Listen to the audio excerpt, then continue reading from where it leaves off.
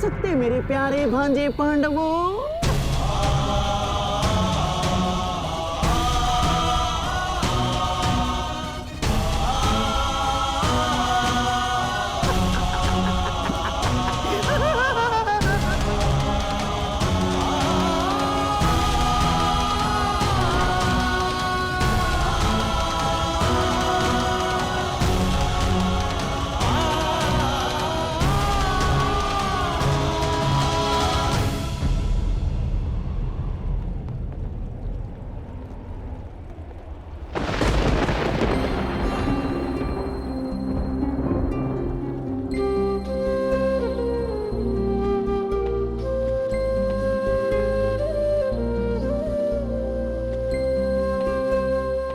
बात माताश्री,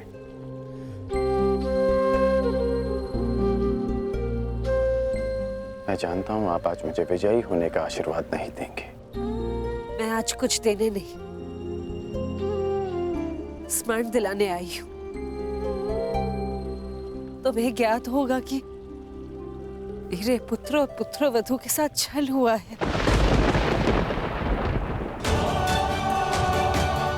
जो इंद्रप्रस्थ के सम्राट थे, वो पिछले 12 वर्ष से वन में भटक रहे हैं।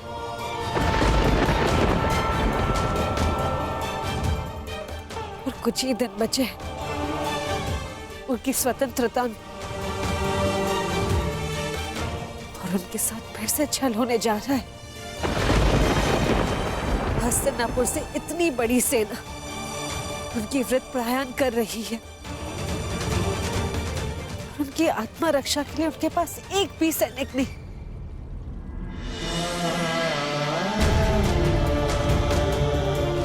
मुझे पूर्ण विश्वास है कि तुम मेरे पुत्रों के साथ एक और अन्याय नहीं होने दोगे। मैं तुम्हें स्मरण दिलाने आई हूँ कि माताश्री,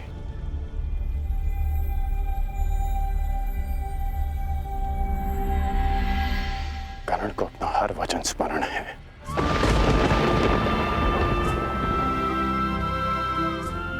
मैंने युवराज दुर्योधन के लिए शस्त्र उठाने का वचन दिया है,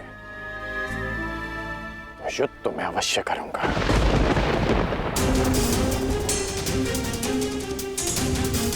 परंतु मैंने एक और वचन दिया है कि आपके पुत्र अज्ञातवास पूरा करेंगे, और ये वचन भी मैं अवश्य पूरा करूंगा।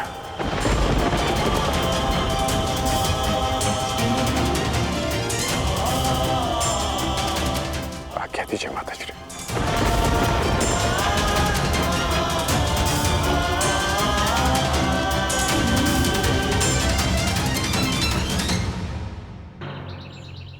मत्स्य में आज एक नया सूर्य उदय हुआ है।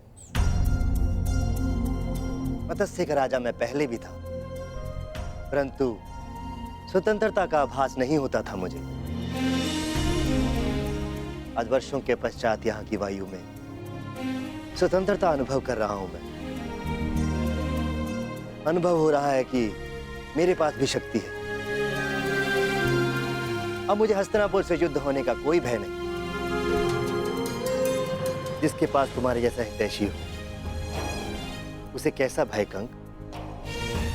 तुम्हारे प्रोत्साहन से आज फिर से मैं स्वयं को एक शक्तिशाली राजा अनुभव कर रहा हूं। महाराज, मनुष्य को शक्ति आत्मविश्वास से मिलती है। यदि आत्मविश्वास है तो मनुष्य स्वयं की और अपनों की रक्षा कर सकता है।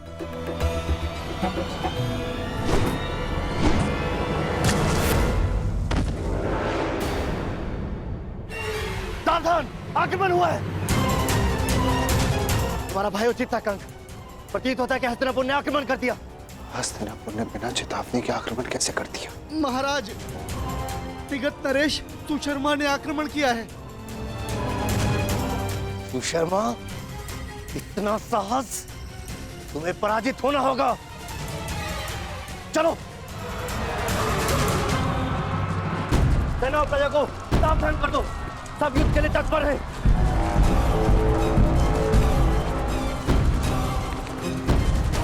ये जानते हुए भी हिम्मत से दुर्योधन का मित्र राज्य है।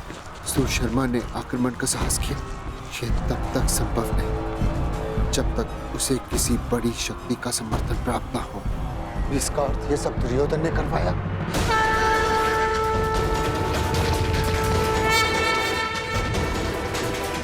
दुर्योधन! युवराज, सतर्क ध्वनि का स्वर सुन रहे हैं आप?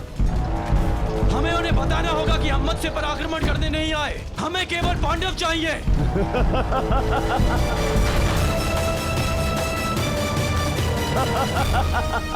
मित्र, उनका सतर्क होना स्वाभाविक है, क्योंकि विराट पर आक्रमण हो चुका है।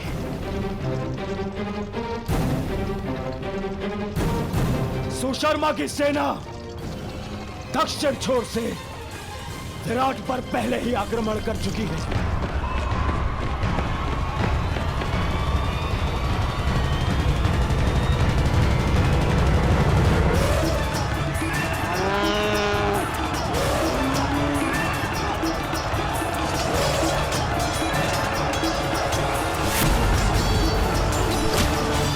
इस योजना के विषय में हमें बताना तुमने उचित नहीं समझा दुर्योधन। मैं हस्तिनापुर का युवराज हूं। मुझे अपनी हर एक योजना सबको बताने की आवश्यकता नहीं है। आज पांडवों के अज्ञातवास का अंतिम दिवस है। विराट नगर के दक्षिण द्वार पर सुशर्मा ने आक्रमण किया है।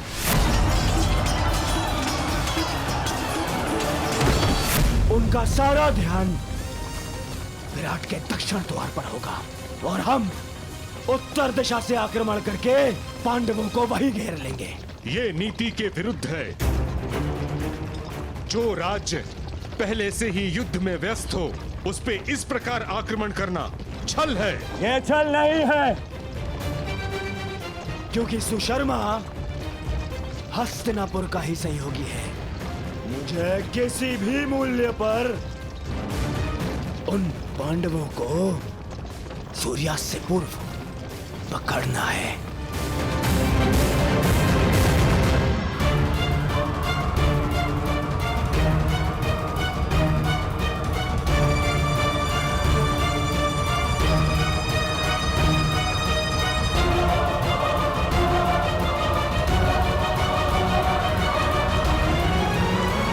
दक्षिण द्वार पर आक्रमण की सूचना सुनते ही वो पांडव उत्तर दिशा से निकलने का प्रयास करेंगे। उत्तर द्वार उस दिशा में चले। परंतु उन्हें इस बात का भान तक नहीं होगा कि उनका अज्ञातवास भंग करने के लिए हम वहां पहले से ही उपस्थित होंगे। पहले से ही।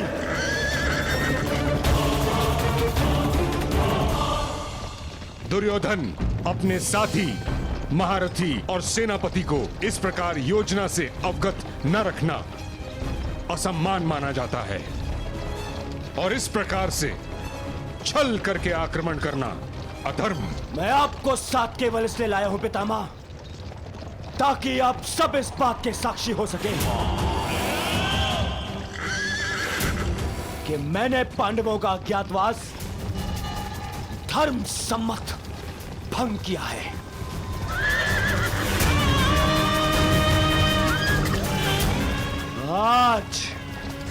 आज वो पांडव यहां से यहीं से वन में जाएंगे अगले 12 वर्ष के वनवास के लिए।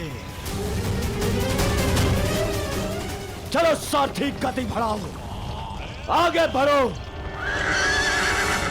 मामाश्री, आपको अपनी योजना पर विश्वास है ना? मुझे पूर्ण विश्वास है दुर्योधन। पांडव विराट नगर से बाहर निकलने के लिए उत्तरी द्वार का ही प्रयोग करेंगे। देख लेना तुम।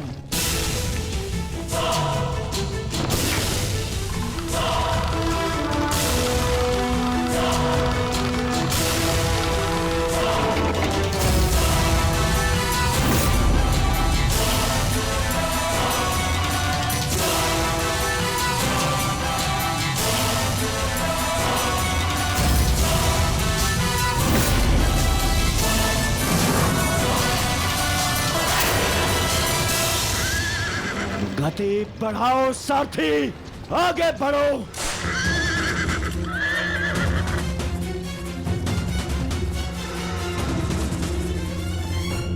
बस सूर्यास्त की देर है, उसके पश्चात हमारा अज्ञातवास संपन्न। ज्येष्ठ शीघ्र ही यहाँ पहुंचते होंगे, उसके पश्चात हम यहाँ से निकल जाएंगे।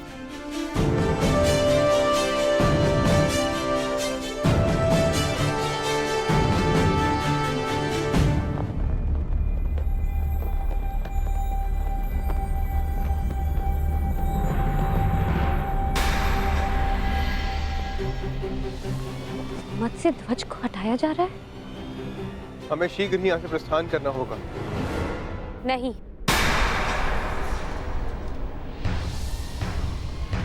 हम नहीं जाएंगे।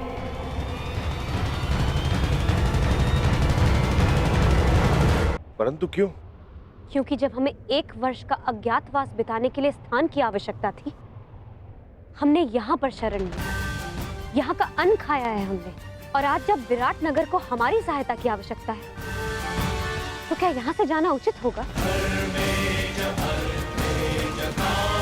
ये क्या कह रही हो पांचाली? वही जो सत्य है और वही जो मैं तुम सबसे कहना चाहता हूं। यदि विराट नगर में हमें छिपने का स्थान नहीं मिलता, तो अब तक हम सब पकड़े जाते और फिर से वनवास काट रहे होते। ये समय विराट राज का ऋण चुकाने का। परंतु ज्येष्ठ, उन्होंने हमें पहचान कर सहायता नहीं की थी, उन्होंने हमें काम पर रखा।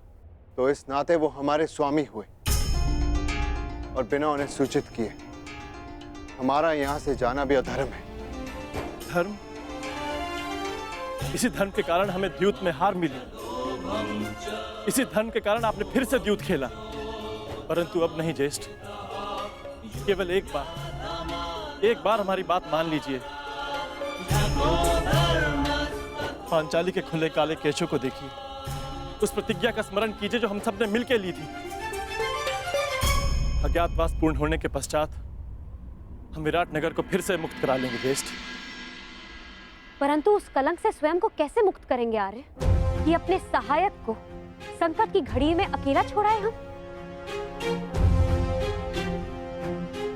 यदि जाना है तो जाकर एक बार विराट राज से कह देते। उनको बताना पड़ेगा कि हम पांडव, वीर पांडुपुत्र कायरों की भांति जा रहे हैं।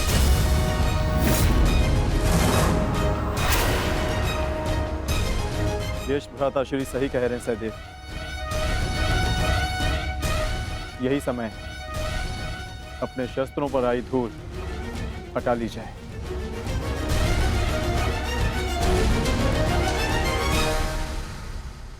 छोड़ो, छोड़ो मुझे, छोड़ो, छोड़ो, छोड़ो मुझे। मैं यहाँ से नहीं जाऊंगी। अपने पिता, अपने नगर को छोड़ के मैं नहीं जाऊंगी। परंतु महाराज को बंधक बना लिया गया है और मेरा कर्तव्य है आपको सुरक्षित स्थान पर पहुंचाना राजकुमारी जी। और मेरा कर्तव्य अपनी जन्मभूमि, अपने नगर की रक्षा करना है। हाँ, मैं भी अपने स्वामी को छोड़कर कहीं नहीं जाऊंगी, चाहे सुशर्मा की सेना हमें बंदी क्यों ना बना ले।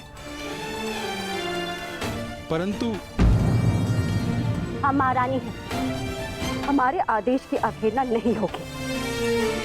देखा सहदेव, एक बालिका युद्ध के लिए प्रस्तुत है, एक महारानी अपने बलिदान के लिए तत्पर है, और हम यदि योद्धा होकर भी उनका साथ ना दे पाए तो भले ही हम इंद्रप्रस्थ पालें, परंतु कभी भी अपनी आंखों में देख पाने का साहस नहीं कर पाएंगे। आप उचित कहते हैं ज्येष्ठ। अब चाहे 12 वर्ष वनवास में और क्यों न रहना पड़े, हम यहां से नहीं जाएंगे।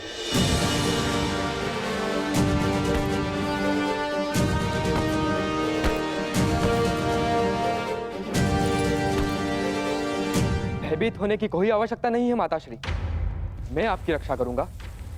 मेरे होते हुए राज्य पर कोई कुरुदृष्टि नहीं रख सकता। कहाँ प्रयाण की तैयारी कर रहे हैं युवराज? युद्ध के लिए। ज्ञात है ना, मेरे पिताश्री को शत्रुओं ने बंदी बना लिया है। मैं एक योद्धा हूं, मैं युद्ध करूंगा उनसे, विराट नगर का मान बचाऊंगा। क्षमा चाहती हूँ युवराज, आप अभी बालक हैं, युद्ध कैसे लड़ेंगे? क्यों? संकट के समय में राज्य की रक्षा करना तो युवराज का धर्म है। मेरे पिता मत्स्यराज अभी संकट में, और पुत्र और युवराज होने के नाते ये मेरा कर्तव्य है। निसंदेह युवराज, ये आपका धर्म है, परंतु आपका सुरक्षित रहना भी अत्यंत आवश्यक है। और सेना की एक टुकड़ी महाराज की रक्षा के लिए भेजी जा चुकी है। सेना नहीं, योद्धा की आवश्यकता है। मैं युद्ध करूंगा उनसे। माताश्री, आप ही मुझे बताइए, क्या मेरा जाना अनुचित है? हमारे राज्य पर आक्रमण हुआ और हम ऐसे ही बैठे रह सकते हैं? तुम उचित कह रहे हो पुत्र, परंतु महारानी की जय हो। नगर के उत्तरी छोर से भी शत्रुओं ने आक्रमण कर दिया है।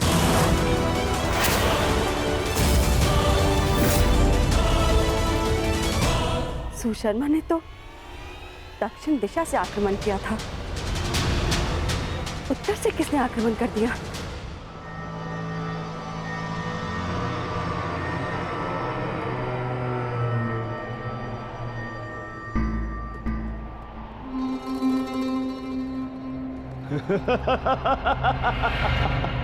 अब कहां छुपेंगे पांडव पुत्र? आज होगा पांडवों का अज्ञातवास भंग।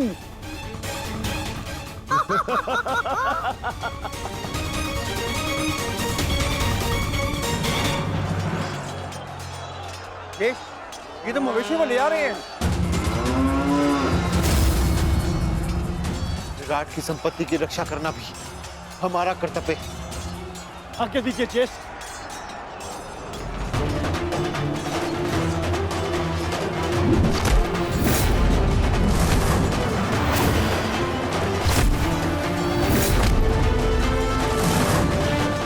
मुझे विश्वास है नकुल और सहदेव इस ओर संभाल लेंगे।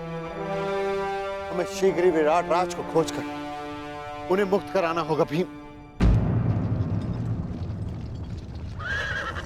वो रे विराट राज, शीघ्रता करो।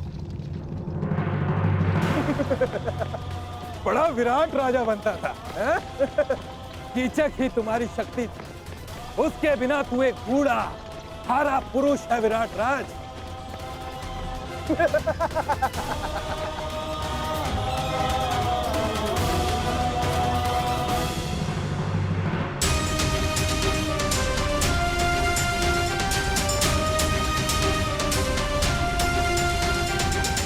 उत्तर ने अपने पिता को इस अवस्था में नहीं देखा। यह श्रेयस्कर हुआ। परंतु सुशर्मा के पुत्र उसे जिस अवस्था में देखेंगे भूल नहीं पाएंगे, क्योंकि मैं सुशर्मा के प्राण ले लूंगा। सावधान भीम,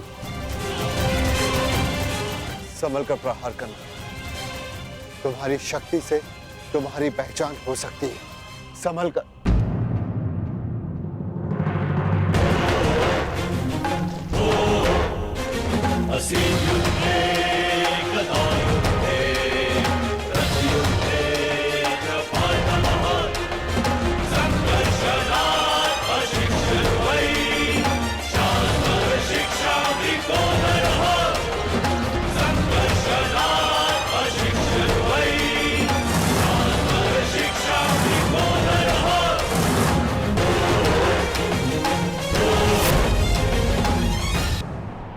सावधान सुशर्मा, मैं तुम्हें चेतावनी देता हूं कि महाराज को मुक्त कर दो, अन्यथा।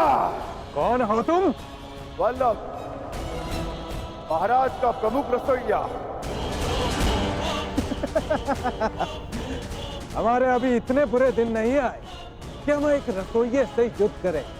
वैसे अब तुम हमारे लिए भोजन बनाने का अभ्यास कर लो, क्योंकि अब हम यहाँ के नए राजा हैं। सैनिकों, बंदी बना लो इसे।